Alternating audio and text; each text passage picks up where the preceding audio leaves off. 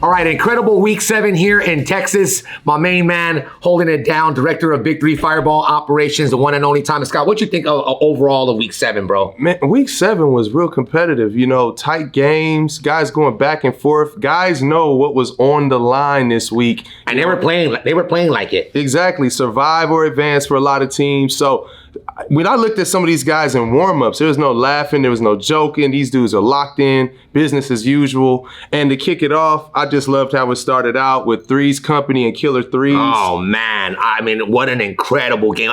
And you know what? Sometimes I say things like, Tat, are you serious? Like, yo, man, this was one of the greatest games I've ever seen in BIG3 history, bro. Every week we have one of those, right? So right now, you get to see these guys in their pure competitive form, right? That's why I love Fireball 3, because you can't hide. You got to defend, you got to be able to score. And the way that this game played out, I got to give a lot of credit to the bench first. I thought Derek Byers came in for Threes Company and knocked down some big shots. Obviously, Dominique Johnson and the way he kind of comes in and he just got on fire for And then you got Michael Beasley, who almost broke the BIG3 record with most three-point shots in one single game. And when you got a player like Michael Beasley that hot, you think, man, they're going to take it. They're going to win this game. And it could have went that way. I thought Mario Chalmers, he had a nice little 5-point swing that the team needed. And he made some big shots down the stretch. It got really close towards the end. It was a nail biter from beginning to end. It was never a time in that game where it gapped. Exactly. And then the missed free throw from I think it was Mario. And then Mike Beasley gets that rebound. He's kicking it to Julius. And the fumble. Oh, man, it was just right there in their hands. If he makes that layup, they win the game. And then Charles Oakley calls the timeout, right? And who is he going to go to? You think it's Dante Green? You think it's Franklin Sessions? No, man. They go back to Dominique Johnson with that big shot last week. Bro, player of the game, because he hit those main clutch shots for Killer Threes. Yeah, man. He's turning into one of the clutch guys in this league. His name is growing. His game is growing. You know, guys like him, I've known for a long time. He's been trying to get in this league for a couple of years now. And that's what you get to see as well. The draft pool is very deep, right? There's a lot of guys that got picked up mid-season, before the season, and they're showing that they can play. And Dominique Johnson, man, you got to give him a lot of credit. That's why we tell these players, stay in shape, be ready. You never know when that call's going to come in. And a player like that, he's right here with Killer Threes and on their way advancing. Yeah, man. So they advanced by 2 points, 50-48. Hey, look, man, what can I say? I called Killer Threes, man. You called him out. It was not an easy game to call, but you know, when you know your game, you know your game. Hey, Tat, you're on to something. Hey, man, but you know what? Congratulations to Killer Threes. And you know what? A big shout out to Threes Company, who had a great season,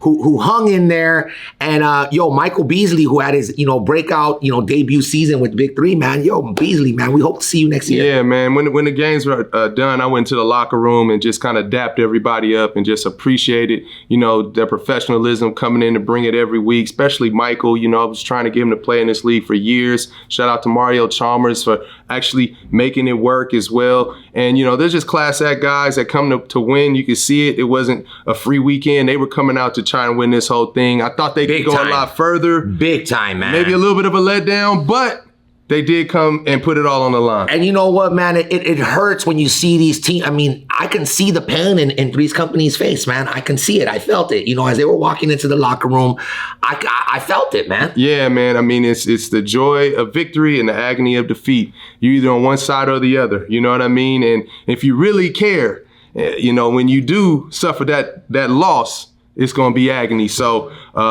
unfortunately, you win some, you lose some. Absolutely, man. But looking forward to these guys coming back next year. And game 2, it all went down on CBS, man. All the fans, all the people that got to see BIG3 Fireball talk about game 2, Thomas Scott. Well, we had Power going up against Tri-State. I love to see Jason Richardson and Cuttino Mobley, those kind of professionals, those captains kind of going at it. And, man, Jay Rich just drinking from the fountain of youth. His athleticism is unmatched. Yo, he can still enter a slam dunk contest. Man, those dunks he had were incredible. I love to see Larry Sanders back out there. He was blocking some shots. Man, huge blocks, bro. Critical blocks, man. Yeah, Defensive Player of the Year. And then also always DeJuan Summers off the bench. When they worked that combination of Jay Rich and Summers, which I thought I could get more of with Larry Sanders, I think they're really deadly. But hey, man, power. They continue to execute their offense. They have a lot of poise. As you can see, they love to go to Glenn Rice. He is their go-to guy, period. They all know it. Cuttino is giving him the green light. Nancy's giving him the green light. Drops 23 points. He can shoot it. He can get to the rim. He can draw fouls. He can even make plays for others. So when you see that, I mean, I'm looking at the stat sheet right now. He has 23. Royce White with 8. Nikola Skeetis-Vili, 7. TJ Klein, 7. Cuttino, the captain, 6. They're saying, you're the guy, we're going to compliment you. And so that's what got it done. But, you know, Tri-State, I'm not going to lie, it was a little bit of a lopsided win, 51-36.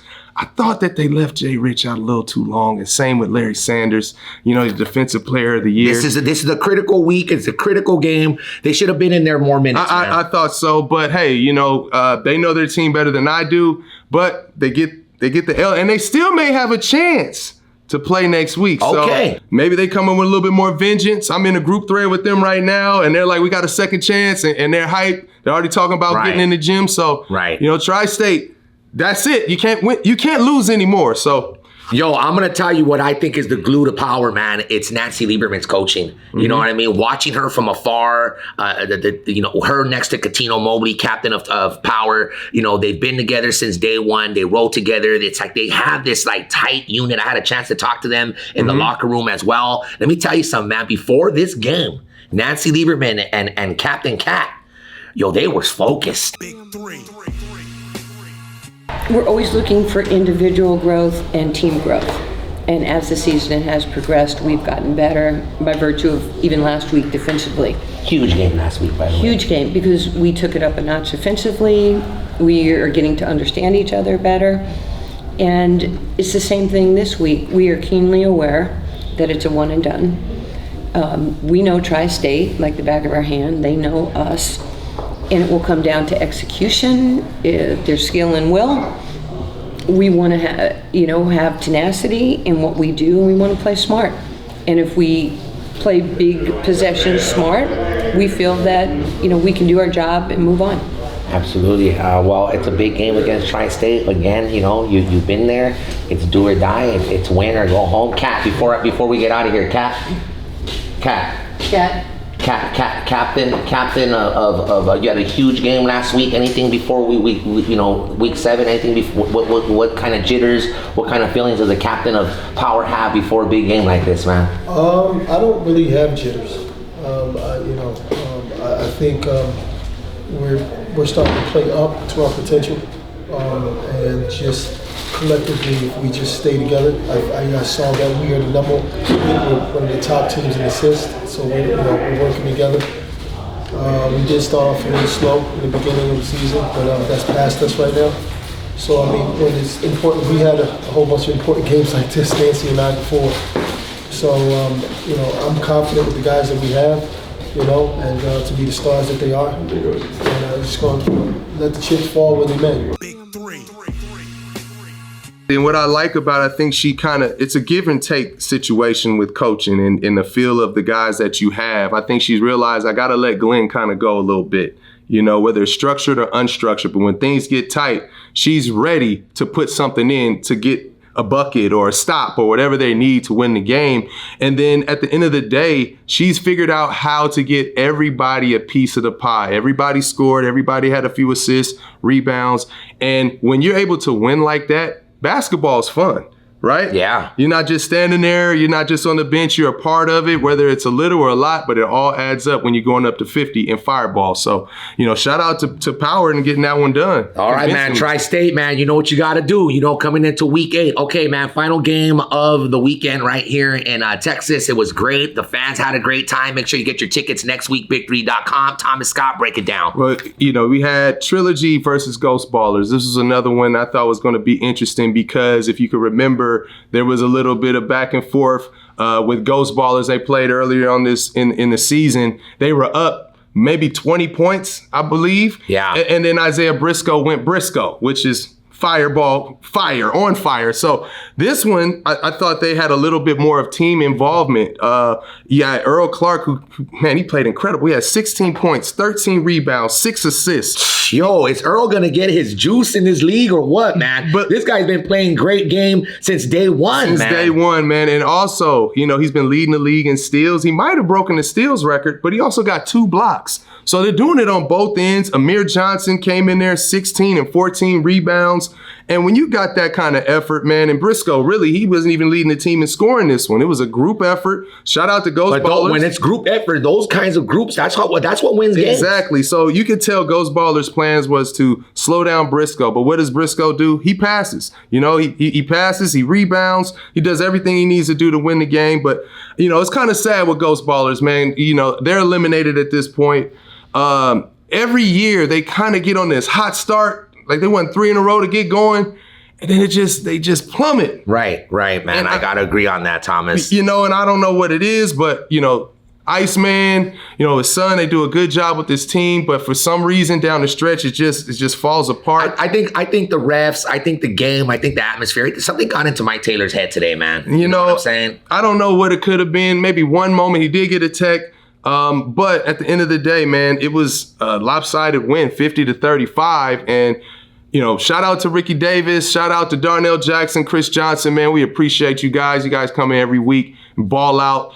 I love the energy. But, man, unfortunately, going to the postseason, they're out once again. Yo, man. Well, look, Trilogy, I call that one as well, man. You did. The 2-time Big 3 champions, current Big 3 champions. You did. You got Flight. You got Isaiah Briscoe, who's playing competition ball where he could possibly, you know, run and be MVP. You never know, you know what I'm saying? But he's playing that kind of ball. And then you got a chiseled Earl Clark, who's just like this, like, Greek god, you know what I'm saying? Going in there and doing his thing. Yeah, in and out basketball. But shout out to James White, you know. He's been player coach once again, and he's gotten the win, right? That's got to be tough. When you want to play, you're competitive, but you got to think about your teammates getting their burn in the game, or when you need to come out the game, even if your juices are flowing. Right.